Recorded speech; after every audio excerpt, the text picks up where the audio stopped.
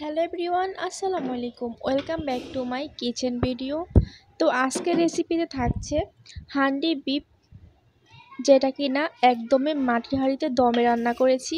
তো চলুন রেসিপিটা আপনাদের মাঝে শেয়ার করা যাক কিভাবে এই প্রসেসে আমি পারফেক্ট একটা হান্ডি বিফ রেসিপি তৈরি করেছি। তো চলুন দেরি না করে ভিডিওটি দেখা যাক। দেখতে পাচ্ছেন কালারটা কতই সুন্দর আসছে। তো প্রথমেই আমি এখানে গরুর মাংস নিয়ে নিয়েছি পরিমাণ মতন। একটি বাটিতে আমি এখন অ্যাড করে দিলাম 1 টেবিল চামচের মতো লবণ, দিচ্ছি 3 টেবিল চামচের মতো আদা বাটা, 2 টেবিল চামচের মতো রসুন বাটা ভরাট করে দিয়েছি। আর গরুর মাংসের মধ্যে কিন্তু অবশ্যই আদাটা একটু বেশি লাগে। এখন আমি দিচ্ছি 1.5 টেবিল চামচের মতো হলুদের গুঁড়া, অ্যাড করছি 3 টেবিল চামচের মতো মরিচের গুঁড়া এবং অ্যাড করছি 1.5 টেবিল চামচের মতো ভাজা জিরার গুঁড়া। এখন দিচ্ছি গরম মশলা 1 টেবিল চামচের মতো।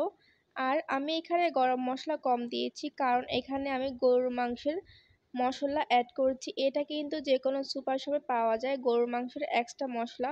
এ পর্যায়ে আমি এখানে গরম মশলা দিয়ে দিচ্ছি, গোটা গরম মশলা। এখন আমি দিয়ে দিচ্ছি একটার মতো আলু। আপনারা চাইলে কিন্তু আলুটা স্কিপ করতে পারেন স্বাদ অনুযায়ী। তো এই তো দেখতে পাচ্ছেন সবগুলো মশলা দেওয়া হয়ে গেলে অ্যাড করছি এখানে একটা পেঁয়াজ কুচি বড় সাইজের, একটা টমেটো কুচি এবং ঝাল অনুযায়ী এখানে কাঁচামরিচ অ্যাড করে দিয়েছি। তো এই পর্যায়ে আমি এখানে সরিষার তেলটা ইউজ করছি। অবশ্যই কিন্তু এই রেসিপিতে পারফেক্ট স্বাদ আনার জন্য সরিষার তেল ইউজ করতে হবে। এ পর্যায়ে হাতের সাহায্যে খুব ভালো মতো কষলে কষলে সব কিছু একদম ভালো মতো মিশিয়ে নিতে হবে।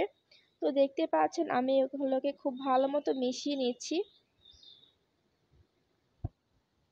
তো মাখা হয়ে গেছে। এ পর্যায়ে আমি এগুলাকে আধা ঘন্টার মতো রেস্টে রাখবো। না চাইলে কিন্তু আপনারা সরাসরি রান্নাতেও চলে যেতে পারেন। এ পর্যায়ে দেখতে পাচ্ছেন সুন্দর চকচকা একটি মাটির হাঁড়ি নিয়েছি। এটাকে খুব ভালো মতো পরিষ্কার করে দেন আমি খুব ভালো মতো এটাকে গরম করে নিয়েছি। এখানে 5 মিনিটের মতো খুব ভালো মতো উত্তাপভাবে এটা গরম করে নিতে হবে। এ পর্যায়ে আমি এখানে সরিষার তেল দিয়ে দিলাম এবং সামান্য একটু লবণও দিয়ে দিলাম যেন নিচ দিয়ে না লেগে যায়। তো সরিষার তেল দিলে কিন্তু এবং চারপাশে কিন্তু ছড়িয়ে ছিটিয়ে দিলে এটা না লাগার সম্ভাবনা খুবই কম থাকে। তো এ পর্যায়ে আমি রেস্টে রাখা গরুর মাংসগুলো এক মুঠ করে ভিতরে অ্যাড করে দেব।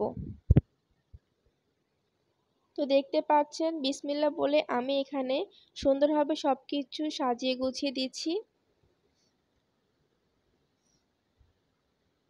তো অবশ্যই কিন্তু হাতে সময় রেখে এভাবে হান্ডি বিফ করার চেষ্টা করবেন। তো যে প্রসেসে আপনাদেরকে দেখিয়ে দিচ্ছি ঠিক একই প্রসেস ফলো করে যদি আপনারা রান্নাটা করেন তাহলে কিন্তু একদম পিওর স্বাদ পাবেন, 100% গ্যারান্টি। স্বাদের কোনো হেরফের হবে না। তো চাইলে কিন্তু আসছে কোরবানির ঈদে আপনার এভাবে রান্না করে খেতে পারেন।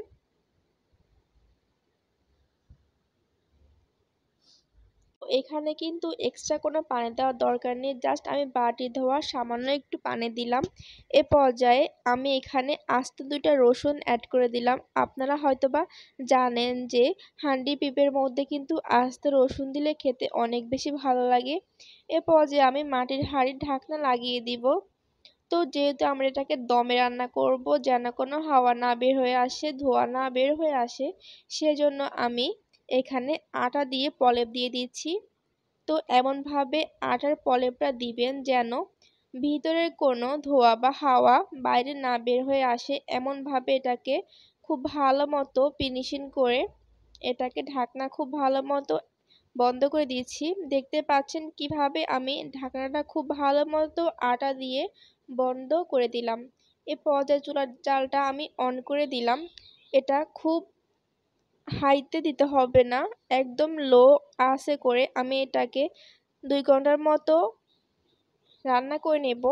তো প্রতি 20 মিনিট পর পর এটাকে এভাবে ঘুরিয়ে ঘুরিয়ে দিলে কিন্তু নিচ দিয়ে না লাগার সম্ভাবনা একদমই থাকবে না। তো এই তো এরই মাঝে আমার 1.5 থেকে 2 ঘন্টা হওয়া শেষও হয়ে গেছে।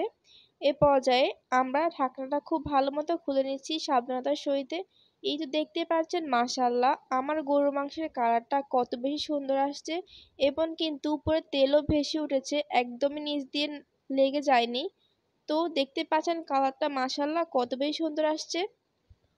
এই তো আপনাদেরকে একটু দেখিয়ে দিয়েছি চামচের সাহায্যে দেখতে পাচ্ছেন কালার কত বেশি সুন্দর আসছে এবং এটা রান্না হয়েছে একদম পারফেক্ট ভাবে অনেক বেশি সফট হয়েছে মাংসগুলা।